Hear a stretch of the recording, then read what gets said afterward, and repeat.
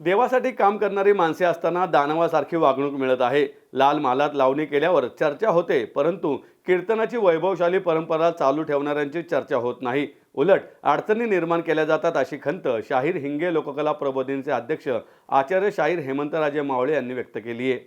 संत श्रेष्ठ श्री ज्ञानेश्वर माऊलींच्या जन्म सार्थ शताब्दी वर्षानिमित्त शाहीर हिंगे लोककला प्रबोधिनी पुणे व सेवा मित्र मंडळ यांच्या वतीनं श्रीमद जगद्गुरू शंकराचार्य करवीरपीठ यांच्या शुभ आशीर्वादाने व वैकुंठवासी हरिभक्तपरायण डॉक्टर किसन महाराज साखरे यांच्या स्मरणार्थ पुणे कीर्तन महोत्सव 2025चं आयोजन ऐतिहासिक लाल महाल येथे करण्यात आलं आहे.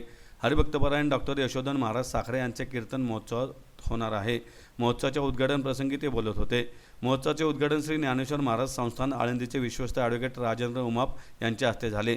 यावेळी पुणे पीपल्स कोऑपरेटिव्ह बँकेचे अध्यक्ष श्रीधर गायकवाड, शिरीष मोहिते, हरिभक्तपरायण प्राध्यापिका संगीता मावळे, हरिभक्तपरायण मंगलमूर्ती औरंगाबादकर उपस्थित होते. पुणे कीर्तन महोत्सवाचं हे 17वं वर्ष असून संत श्रेष्ठ श्री ज्ञानेश्वर माऊलींच्या जन्म सार्थ शताब्दी निमित्त 3 दिवस हरिभक्तपरायण डॉक्टर यशोधन महाराज साखरे यांची वारकरी कीर्तने रंगणार आहेत. अक्षता इनामदार यांनी कार्यक्रमाचं सूत्रसंचालन केलं.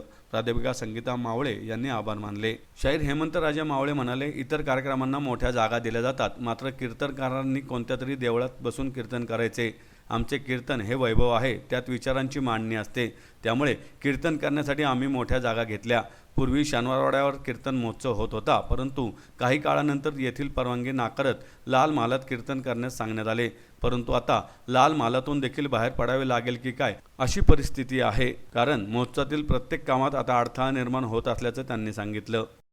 काम माऊलीने आणि माऊली म्हणजे काय असं चिंतन ज्यावेळी आपण करतो त्यावेळी आपण माऊलीने ज्ञानेश्वरी पसायदानं मागितलं ते सगळ्यात महत्त्वाचं आपण म्हणतो. मी पसायदानामध्ये माऊली म्हणते, भूता परस्परे पडो मैत्र जीवांस, प्रत्येक भूत दुसऱ्याशी मैत्री जोडावी अशी अपेक्षा करणारा संत हा पसायदानं लिहिल्यानंतर एका उच्च कोटीच्या पदावर जाऊन पोचतो. म्हणजे याला आमच्या काही मंडळींनी त्याला विश्वगीत असं म्हटलं. खरंच ते तसं आहे. पसायदानामध्ये मागितलेली जी भूमिका आहे ती सगळ्यांसाठीची आहे. माऊलीने स्वतःसाठी काहीच मागितलं.